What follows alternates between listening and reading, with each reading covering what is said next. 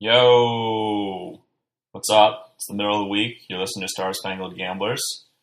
Maybe you're sweating a little bit. Maybe you're feeling the same sense of moral panic over Brett Kavanaugh that the people in my coffee shop do when they run out of almond milk. Maybe you feel like Twitter and your office water cooler are on fire like the fields outside of Carthage. With that in mind, my co-host Brandon here has got a hot fire segment to loosen you up for this week and get you in that Brett Kavanaugh mindset for the big vote on Friday. Brandon, you want to take it away? So here on Star Spangled Gamblers, we're all about trying to predict the future, but we're not just asking what the ultimate outcome is. We're looking at questions behind the questions. And so we've got this big vote coming up probably, a week from Monday, a week from Tuesday on the Kavanaugh hearing. And so we're just wondering what's that like right before the vote's going to happen for these individual senators. This is a seminal moment in their year, if not their careers, in their year, something that will be remembered forever. You got to get psyched up for that. This is something that if you're, this is before you go talk to your boss in a big meeting, before you're going to ask for a raise, before you walk into court. There's something you're doing to get yourself in that mindset. So, Alex, what do you think your newfound favorite senator, Jeff Flake, is going to do before he goes to vote on this? Probably talk about core strength with Paul Ryan. What? Have you seen that guy's abs? Oh man, Jeff Flake? Why have you seen his abs? Okay, this is a Google rabbit hole for everyone, but Jeff Flake is Jeff Flake's yearly summer vacation is on a survivor trip with his sons. He literally goes to a deserted island with his sons and lives off the land for a week, and a boat comes and picks him up. So whether or not he's doing an ab workout before he votes, I can guarantee you he is definitely not taking the elevator to vote this time. Brandon, who do you got? Senator Kamala Harris. Before she is going to give this vote, she's going to be drafting another goddamn email to me. Not me personally, but another listserv email, because within minutes of the Democrats walking out of that hearing on Friday, I got an email from Kamala Harris saying, I just walked out, signed this petition, or I'd asked for money. I don't know. I didn't read it. So tell me this. When in all of this do you think that Kamala Harris is going to go Bible shopping? What do you mean by Bible shopping? Well, I mean, how else is she going to practice reciting her presidential oath of office? I think she's got that picked out. Another person that I'm wondering what they're going to be doing before that vote is Mr. Mitch McConnell. And I'll tell you what I think he's going to be doing. I think he's going to be worried. I think he's going to be, this is his legacy. And I am shocked about what happened with the Affordable Care Act, because I just didn't think Mitch McConnell would put that to a vote unless he had the votes. But he took a gamble and he got burned. And he's got to be nervous before this, because this is something that's so important. And he's someone that doesn't usually take L's. And he took a big one on a very public one on the Affordable Care Act. And I just think that's got to be in the back of his mind as he calls for this vote.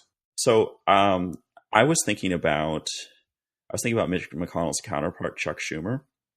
And I realized while I was trying to make a joke about what Chuck Schumer is doing, there's like literally nothing funny about Chuck Schumer. Like I can't think of a single thing that's funny about him, except that maybe he looks a little bit like Hannibal Lecter. I think his hairline's pretty funny. It's the weirdest. It's like he's half bald, but it also is kind of like an abrupt start. Like whenever he's talking, it's all I can look at, and it makes me feel like a moron. It's almost like he called Bosley, and they were like, "Well, it's going to be really expensive to have that hair transplant lasered on," and he's like, "Well, I'll just bring my own super glue," and they just did it with like Gorilla Glue or something.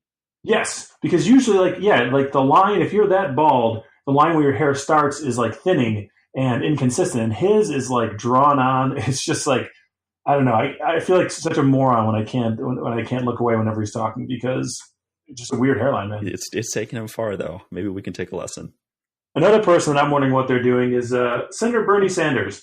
My guess he's probably in his office doing something real mundane, like talking to his cable provider about getting Showtime. Maybe he's paying like a car insurance bill. Maybe he's shopping for socks on Amazon. Do you think, first of all, I think that's really funny.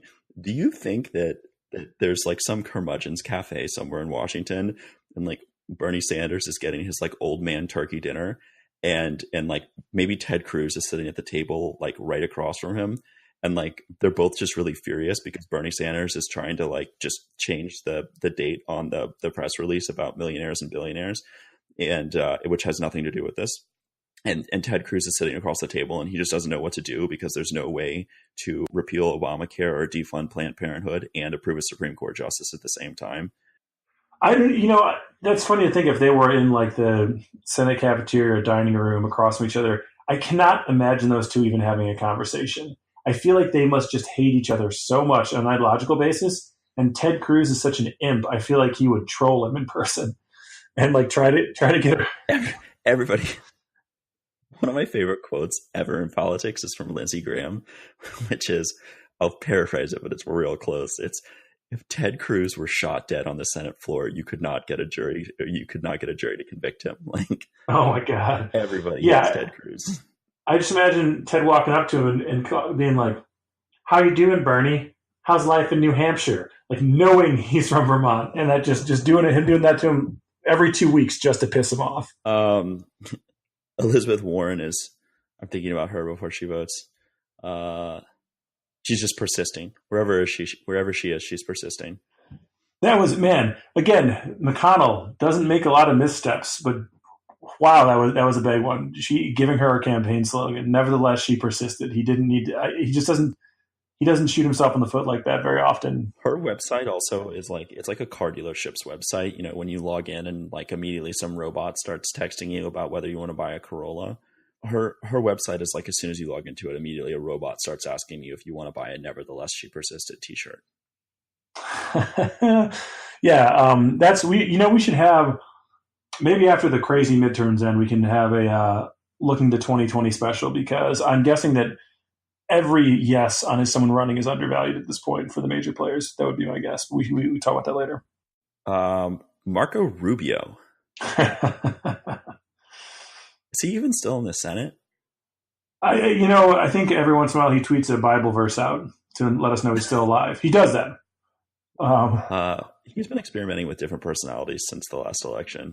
Give him a little read. Yeah. So every time you read about a gang in the Senate, I feel like Marco Rubio's in it, but like for once he's not. So maybe I'll put the punchline in the wrong place, but I just imagine Marco Rubio out somewhere in Northeast DC, like stealing cars and breaking into stores with some other gang to find some good male companionship now that he's been excluded from one. I don't know what a guy like him does outside the spotlight. He needs a buddy.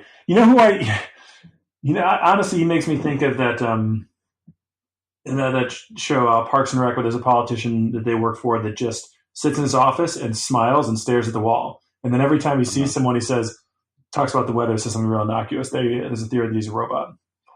Yeah. Actually, I won't editorialize, but it is shocking that we have not heard from little Marco. Yeah, I mean, not taking a stance is his jam. Like no one's better at like coming in after the moment mattered to be really, really convinced of something. He'll like whenever this shakes out and he knows how the public opinion is going to sway, then he'll come in, very strongly on the side of that. Although, mark my words, public, we've not seen the last of Marco Rubio. Yeah, that's a longer conversation for another day, but I agree. He's young. He's very ambitious. He's, I don't know what it's going to resurface as, but something's coming. He'll be back. And so will we. That's our show for today. Thanks for listening. If you want to know how we're really betting this Brett Kavanaugh situation, check out our blog, starspangledgamblers.com. And you can hit us on Twitter and Instagram if you've got any suggestions for segments, trades, stuff you're thinking about, whatever. We're just happy you're listening. Have a good week.